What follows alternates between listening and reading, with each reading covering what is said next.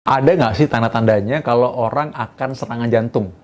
Jadi tubuh kita kasih alarm dong pasti ya. Serangan jantung masa mendadak sih? Nah, ini dia.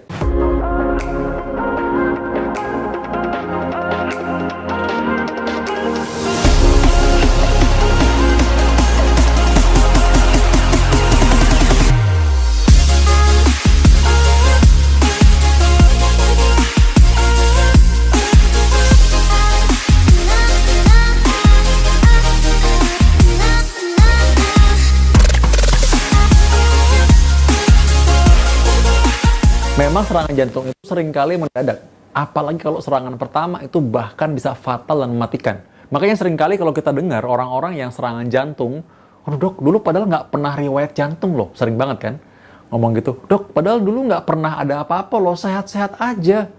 Dok, ini orang pasien ini nggak pernah ada riwayat penyakit jantung. Dok, dulu nggak pernah ada jantungan loh pasien ini. Itu sering banget. Jadi seringkali itu karena memang orang yang pertama kali kena serangan jantung nggak nyangka kalau dia akan kena serangan jantung. Keluarganya juga nggak nyangka. Makanya mungkin tanda-tandanya terlewatkan. Mungkin aja ada sebenarnya, tapi terlewatkan. Nah ini makanya saya mau kasih tahu nih, apa tanda-tanda yang mungkin terasa, oh ini kayak sudah hampir serangan jantung tapi belum jadi. Nah ini harus tahu, jangan sampai kena terlanjur dan kita nggak tahu. Nah ini yang pertama nih. Seringkali orang yang serangan jantung itu memang punya tanda karena pembuluh darah yang menyempit itulah yang menjadi dasarnya. Jadi, orang serangan jantung tiba-tiba tanpa ada apa-apa sama sekali itu sebenarnya hampir nggak mungkin ya. Hampir nggak mungkin. Karena apa? Orang yang punya serangan jantung itu pasti ada plak sedikit. Ada kerusakan di dalam pembuluh darah arteri koroner atau pembuluh darah yang memberi makan ke otot jantung. Pasti ada sesuatu. Orangnya mungkin kolesterol tinggi, orangnya mungkin perokok, orangnya mungkin hipertensi, orangnya mungkin kegemukan, orangnya mungkin punya darah tinggi yang nggak terkontrol. Jadi memang pasti ada sesuatu yang terjadi di sana sehingga terjadi plak atau penyempitan dan sekonyong-konyong suatu waktu meledak pus gitu bikin orang serangan jantung. Kalau cuma karena dia keturunan darah tinggi atau dia keturunan orang pernah serangan jantung, itu saja nggak cukup. Karena pasti dirinya sendiri sudah punya penyakit. Kalau nggak, Tuhan nggak adil dong. Masa orang sudah ada bapaknya, ibunya punya riwayat serangan jantung, dirinya hidup sehat sama sekali, benar-benar menjaga makan, olahraga, rajin check up, terus kena serangan jantung juga. Kalau gitu buat apa kita hidup sehat, ya kan? Ya, nggak mungkin. Jadi karena itu Tuhan juga adil. Walaupun ada genetik serangan jantung dari orang tua. Tapi kalau kita mengikuti pola hidup yang baik, kita kontrol semua faktor risiko, kolesterol normal, darah tinggi normal, gula darah normal, nggak diabetes, semua kita olahraga baik, rutin check up, itu kecil sekali kemungkinan orang itu serangan jantung. Ya karena apa penyebabnya nggak ada, ya kan karena gitu. Jadi karena itu tenang aja, pasti ada. Nah, tanda-tandanya nih apa? Orang mungkin suka ngerasa cepet capek. Nah, kenapa nih? Karena gini, ketika dia merasa cepet capek, secara nggak sadar, dia akan berusaha menghindari aktivitas seperti itu. Contoh nih ya, jalan naik tangga. Tiap kali naik tangga capek. Akhirnya males naik lift aja. Ya, nggak pernah keluhan. Dok, ini nggak pernah ke rumah sakit dok, walaupun orangnya gemuk. Tapi nggak pernah ke rumah sakit dok.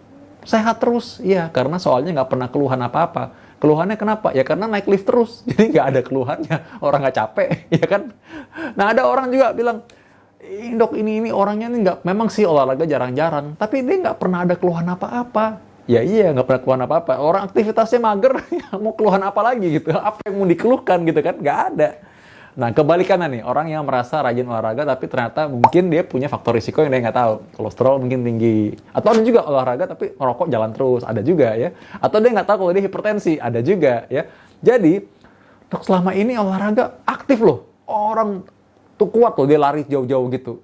Dia sepedaan aja, goes sampai naik gunung. Iya. Karena tiap kali kita lagi olahraga, adrenalin muncul ya. Dan kita pasti biasanya rasanya, wah ini harus nggak boleh manja nih. Terusin ya. Lagi olahraga, pompa terus, nggak apa-apa. Udah, kali ini naik terus, paksain, harus bisa. Apalagi kadang-kadang kita merasa punya keinginan bahwa harus buktikan bahwa saya sehat nih. Ini bisa kok, saya mampu. Yang lain bisa, aku juga bisa. Wah, ikutan, apalagi kalau pelotonan gitu kan. Jadi itu yang seringkali membuat dia berusaha untuk menghilangkan keluhan-keluhan dia. Jadi bukan nggak ada alarm, ada alarmnya tapi dimatiin sama dia gitu ya. Itulah yang membuat orang akhirnya nggak tahu kalau dia punya keluhan selama ini. Nah, ini yang terlewatkan. Jadi apa kuncinya? Nah, ketika orang mulai cepet capek atau mungkin dia ngerasa bahwa dia nggak seperti dulu, maka sebaiknya dia periksa, coba dia cek deh apa yang terjadi nih ya. Dan kadang-kadang wawancara medis dari dokter ini yang bisa menggali hal tersebut. Karena ketika kita cuma mikir-mikir aja, kita nggak ingat dan kita nggak tahu apa tandanya gitu.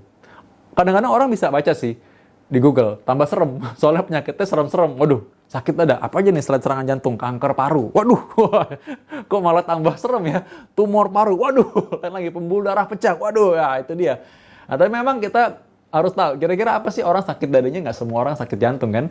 Kadang-kadang kita gerak badan dikit, oh ini sakit dada nih. Kemarin nih harus habis kelamaan tidur seperti ini. Jadi kalau digerakin agak sakit nih. Nah, padahal jantung satu letaknya bukan di sana. Jantung kan di sini ya. Letaknya aja udah beda. Jadi mungkin saja malah kebalikannya. Ternyata apa yang Anda takutkan nggak terbukti. Jadi itu membuat Anda semakin pede. Nah, jadi wawancara medis, nah orang itu namanya anamnesis. Jadi kalau ke dokter kan, dokter nanya-nanya dulu ya biasanya kan. Nanya-nanya dulu. Saya suka nanya-nanya dulu. Gimana Pak? Apa keluhannya? Nanya-nanya lagi. Terus saya nanya, Pak aktivitas sehari-hari apa? Pengen tahu sehari-hari ngapain aja sih? Kan kenal dulu kan? Nanya-nanya dulu, Pak. Bapak kalau rasa begini gimana? Kalau gini gimana? Nah, jadi setelah saya udah mengenal dia, aktivitasnya secara umum bagaimana, kita kira-kira coba nanya lagi Pak. Ulang lagi, saya suka nanya lagi. Pak, coba Bapak ceritakan seperti apa rasanya waktu Bapak merasakan sakit dada seperti tadi. Nah, dia cerita lagi tuh kan. Dia lebih ingat lagi. Oh, gini dok, ternyata begini. Saya baru ingat nih, kalau saya jalan begini sakit tuh. Nah, itu baru. Nah, jadi kita bisa tentukan apakah udah Pak, tenang aja, Bapak punya keluhan sih nggak seperti orang serangan jantung kok ya gitu. Jadi malah kebalikannya, orang mungkin akhirnya makin sadar bahwa apa yang jadi keluhan dia mungkin nggak terbukti. Jadi harusnya dia tenang-tenang aja ya. Nah, berikutnya orang yang suka mengeluh tadi sakit dada, sesak napas. Nah, memang kita harus hati-hati kalau orang sesak napas tiba-tiba mendadak. Tapi baik sendiri sih dok, cuman waktu saya lagi duduk aja, lagi rapat tuh mendadak tuh dada rasanya berat nih. Nah, hati-hati nih, dada rasanya berat nih. Tapi sembuh sendiri kok dok, paling cuma 20 menitan gitu kali. Cuman ya paling lama setengah jam lah, nggak nyampe kok. Setelah itu sih baik lagi. Terus diapain? Saya cuma gerak-gerakin aja begini, udah enak lagi. Ada yang bilang, udah abis dikerokin mah hilang gitu. Angin duduk kali ya gitu kan. Nah, saya bilang, begini Pak, orang kalau serangan jantung emang cuma 20 menit, 30 menit Pak, abis itu hilang sakitnya. Oh gitu ya Pak, iya makanya. Ya. Jadi jangan dianggap enteng. Itu mungkin tanda serangan jantung, apalagi kalau misalkan makin lama makin sering ya. Lagi duduk aja, lagi diem aja suka sakit mendadak. Sakit atau mungkin dadanya rasanya kayak penuh gitu ya. Seperti diremas dadanya tuh di bagian tengahnya itu. Sampai di tangannya rasanya kaku, lehernya, dagunya itu rasanya juga kaku juga. Nah, itu tanda-tanda serangan jantung sebenarnya. Dan serangan jantung nggak selalu fatal kan. Ada yang serangan jantung kecil-kecil. Nah, itu suka muncul. Nah, itulah yang mungkin terjadi. Ini sebenarnya tanda serangan jantung. Anda mesti waspadai ini.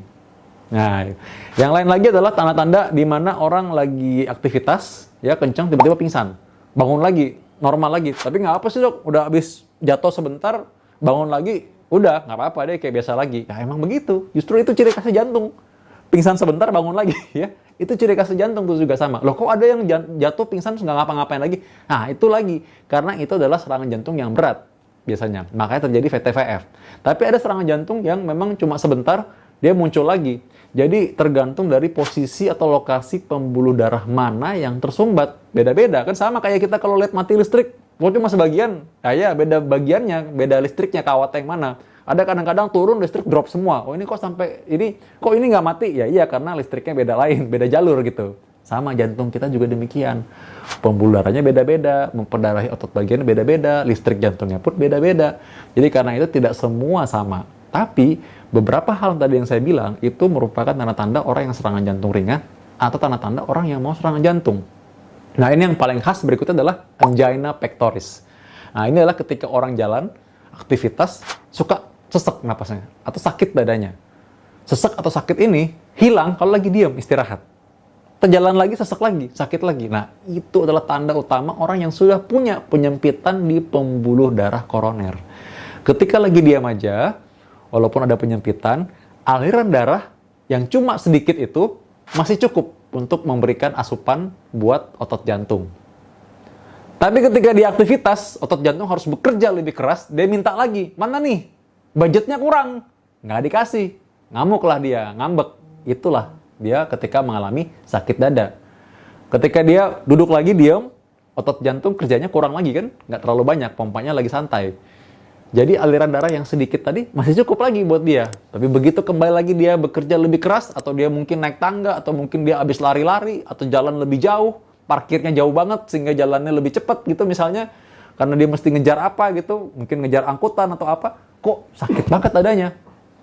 Nah, itu karena aliran darah yang kecil tidak mencukupi untuk bisa memenuhi kebutuhan oksigen. Nah, karena itulah terjadi sakit dada lagi. Jadi sakit dada muncul ketika aktivitas, mereda ketika istirahat. Nah, itu adalah tanda orang yang calon serangan jantung di kemudian hari. Itu harus cepat-cepat tuh. Apa solusinya? Cek EKG. Kalau misalkan perlu, cek USG jantung untuk melihat apakah memang ada terjadi lemah jantung juga. Karena kadang-kadang memang bisa beda ya. Karena itu adalah mungkin kelemahan jantung, pembesaran jantung pun bisa terjadi. Tapi yang utama adalah Anda cek EKG, Anda cek treadmill exercise test. Itu adalah untuk melihat apakah kalau sambil lari, aktivitas jalan cepat, memang benar ada perubahan EKG, kelistrikan jantung. Karena dia udah mulai kumat tuh kalau misalkan Anda jalan cepat. Itu kita tes di EKG. Kalau Anda cuma cerita aja kan buktinya nggak ada. Nah, ini selain Anda cerita, kita cek langsung. Coba ketika Anda jalan cepat, ketika lagi di treadmill, EKG-nya berubah nggak? Nah, atau Anda benar nggak merasakan sakit lagi ulang ketika tiap kali Anda lari cepat seperti itu? Nah, kita bisa lihat. Nah, yang lain kita bisa cek namanya pemeriksaan nuklir atau perfusi. Ya sama, kita lihat otot jantungnya mengalami kekurangan oksigen nggak kalau misalkan Anda diberikan pacuan. Otot jantungnya itu lebih kencang detaknya. Atau Anda bisa kita lihat dari MRI juga bisa. Tapi Anda juga bisa langsung melihat CT scan misalnya. CT scan itu lihat pembuluh darah jantung langsung. Kalau pembuluh darahnya ada sumbatan, maka pasti ada sumbatan. Karena ini cukup sensitif dan akurasi cukup tinggi sampai 95%. Apabila Anda pembuluh darahnya normal, mulus sama sekali nggak ada apa-apa, pasti normal.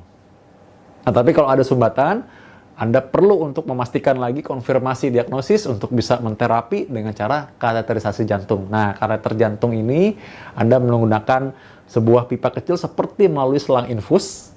Ya, lalu pipa kecil yang elastis ini masuk dalam jantung langsung untuk melihat pembuluh darah mana yang punya penyumbatan.